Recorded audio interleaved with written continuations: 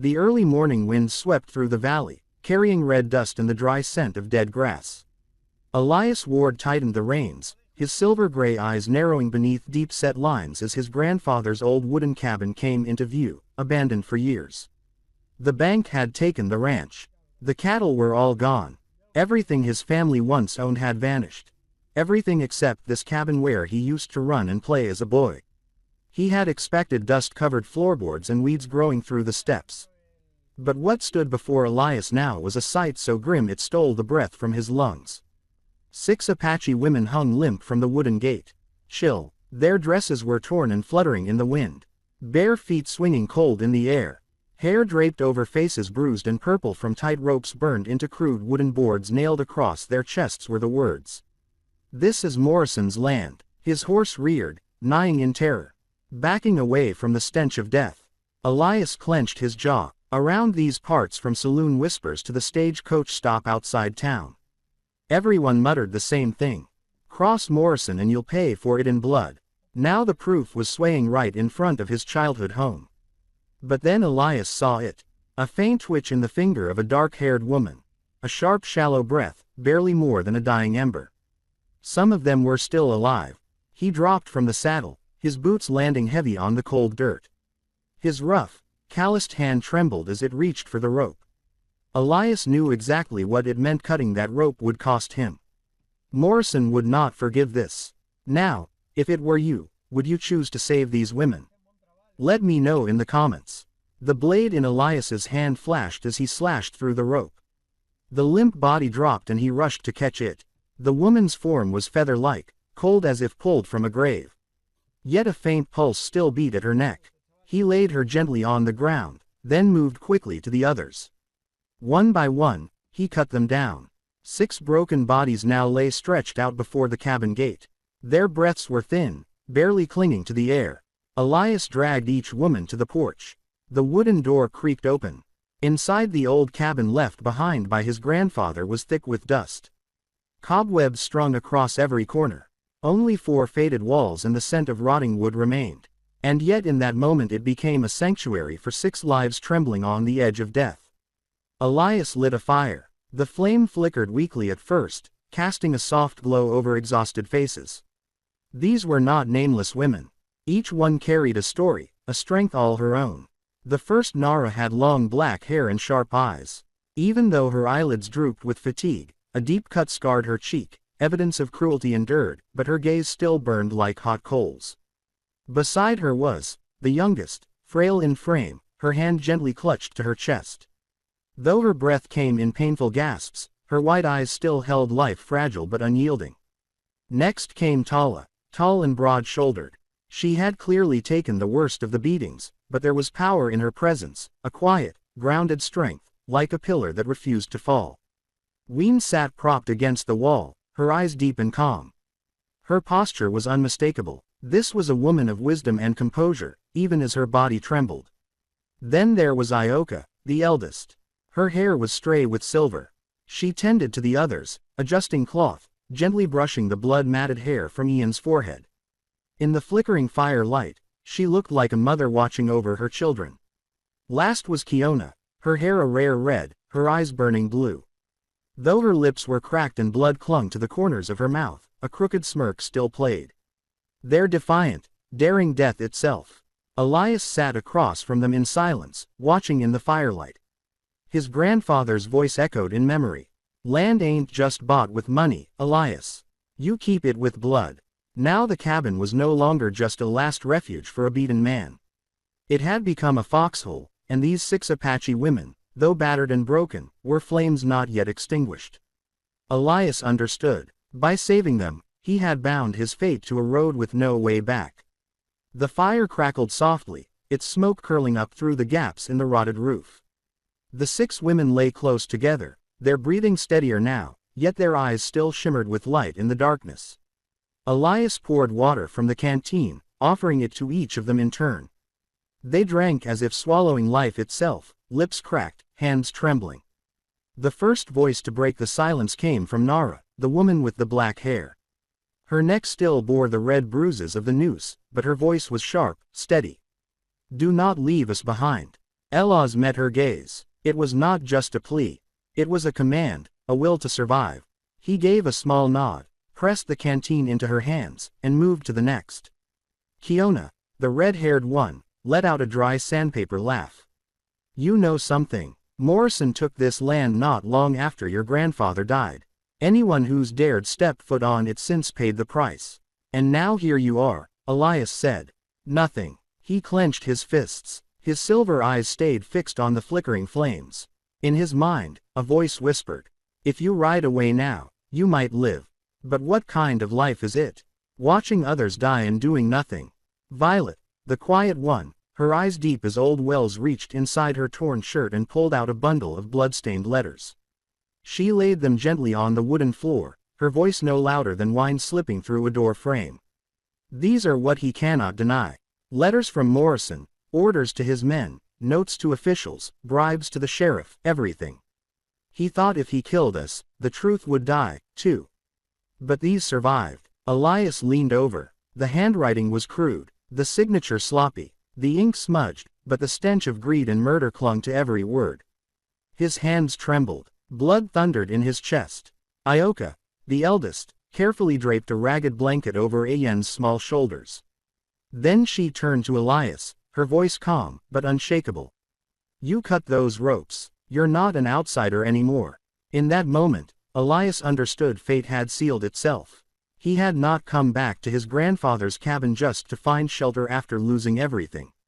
He had come to stand in the center of a battle ridden long ago. These 6 Apache women were no longer strangers. They were living proof. They were fire that refused to die. And with one stroke of his blade, Elias had tied his destiny to theirs. Outside, the wind howled through the valley, carrying with it a ghostly wail, a warning on the air. Inside the cabin, the fire burned hot in the eyes of Elias and the 6 Apache women. A fateful meeting had just ended, and a storm was gathering on the horizon. That night stretched longer than any other. The wind whispered through the cracks in the boards like 100 ghostly voices. Elias sat near the door, his Winchester resting across his lap, eyes fixed on the fire. Behind him, the 6 Apache women lay huddled around the hearth, their ragged breathing slowly evening out. After a long while, Nara stirred. She pushed herself up, her dark eyes locking with Elias's. Do you know what you've done? She asked, her voice but steady. Elias said nothing. She continued. By cutting those ropes, you defied Morrison. He may come for your life. Elias slowly raised his gaze. The fire light flickered in his silver-gray eyes, cold as forged steel. I've already lost everything, he said. If I lose my life, too, so be it. As long as I die knowing I didn't abandon people who needed me. The word settled over the cabin like heavy stone, but also like the first strike of a pickaxe breaking new ground. Ahyoka, her silver hair spilling over her shoulders, gave a faint smile as she tied a bandage over Ian's wound. She whispered. A man who puts what is right above his own life is rare. Tala, the strong-shouldered woman, let out a low, rough laugh. Then maybe you're not as soft as you look. Maybe you can carry the weight of us all. Elias didn't answer. He simply handed her an old worn dagger, its blade dulled by time. If that time comes, use this before I fall. In that moment, the firelight danced across their worn faces. No one said another word, but they all understood. An invisible thread now tied them together. Not Morrison's rope, but fate's. By dawn, the cry of wild hens echoed from the hills. Elias stood and stepped onto the porch. The sky was turning ash-gray. A blanket of mist draped the valley. On the gate post, dried blood still marked where the 6 women had hung, now glowing faintly red beneath the early fog. Elias gripped the strap of his rifle. In his chest stirred a weighty pride, heavy but righteous. Inside the old cabin, 6 pairs of eyes watched the silhouette of the man standing in the gray light. Once a stranger, Outlaws was becoming something more, a pillar, a survivor. And they women once broken were becoming allies, ready to stand with him. I'm truly grateful to have you here. If this story brought back old memories of red dust evenings and hoofbeats echoing through your chest, go ahead and subscribe to my channel so we can sit together again tomorrow and I'll share with you another tale from the Wild West. A thick morning fog blanketed the valley. The world outside seemed swallowed in a cloud of white smoke. Elias sat on the porch steps, a steaming cup of coffee in hand, his Winchester leaning against the wall beside him. From inside the cabin came soft coughs, the shuffle of footsteps. Then silence again. The 6 Apache women were still weak, but the fire in their eyes burned brighter than it had the night before. Elias knew this peace would not last long. Silence always came before the storm, and sure enough, the mule reared up, letting out a loud, uneasy whinny. Its ears perked toward the dusty red trail. Elias set his cup down. His silver-gray eyes narrowed. Then came the sound of low thunder. At first, hoof beats rolling through the fog, sparse at first, then growing louder, faster, heavier. A force was coming. Inside the cabin, Anne rose swiftly. Her black eyes turned sharp as ice. "He knows," she said. "Morrison knows we're still alive." Kiona clenched her jaw so tight her lip bled from the pressure. "We do not have many choices. We can die in this cabin or turn it into his grave." Elias stepped inside, his gaze sweeping over each of them. No speeches, no ceremony. He opened his grandfather's old chest. Inside were a few worn rifles, scattered bullets, a hunting knife, and an old Apache bow hung since wartime.